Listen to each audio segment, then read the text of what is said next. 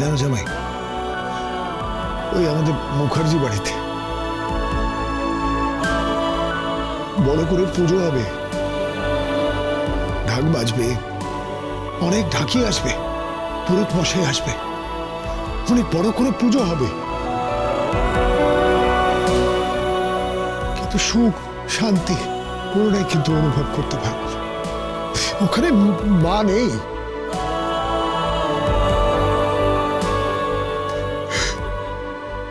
মা ওখানে নেই। আবার দুর্গা এখানে আছে, আমার টটিনি সেইখানে আছে, আমাদের বাড়িতে নেই, নেই গো জামাই।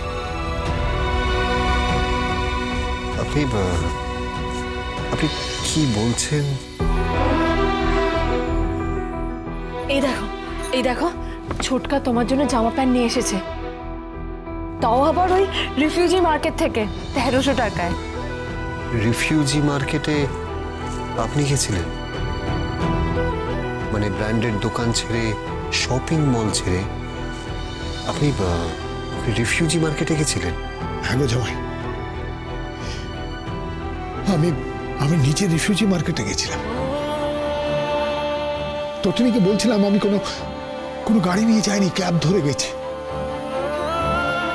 আমি সুখ খুঁজতে বেরিয়েছি। আমার মেয়ে, আমার জামাই কেউ সুখে নেই, কেউ সুখী নেই। তাই আমি সুখ খুঁজতে বেরিয়েছি। আমি তোর হাতে চা খাবো রে, ওই যে তুই করিস না দুধ দিয়ে চিনি দিয়ে। কিন্তু ছোটকা ওগুলো সব সস্তার না, সস্তার না, আমি ওই চাই খাবো। ওটাই তো সাধারণ মানুষ খায়, কমন ম্যান খায়, তাই না জামাই? জামাই তোমরা তো ওটাই খাও, আমি ওটাই খাবো।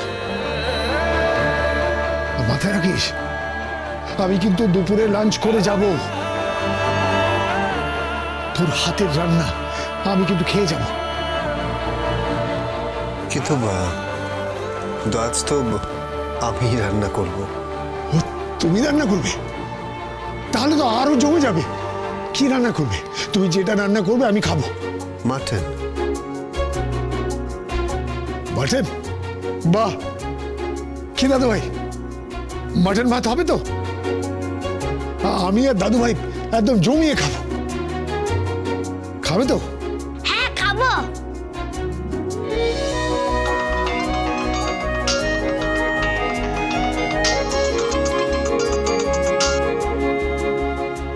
হ্যালো, তুমি কোথায়? তুমি কোথায়? কেন? তুমি চর্দি ভাইয়ের বাড়িতে গেছো? হ্যাঁ হ্যাঁ এসেছি। কেন গেছো তুমি চর্দি ভাইয়ের বাড়িতে? কেন গেছো তুমি ওখানে? তুমি রেফিউজি মার্কেট গেছিলে? তুই আমার পেছনে লোক লাগিয়েছিস নাকি? হ্যাঁ লোক লাগিয়েছি, প্রত্যেকটা স্টেপে লোক লাগিয়েছি। এটা আমার বরের নেটওয়ার্ক, সব জায়গায় ছায়ার মতো ঘুরছে। তুমি এক্ষুনি বেরিয়ে এসো ওই হাউজিং কমপ্লেক্স থেকে। পরশুরাম আজকের নায়ক, সোম থেকে রবি প্রতিদিন রাত ৮টায় স্টার জলসায় ও জিও হটস্টারে।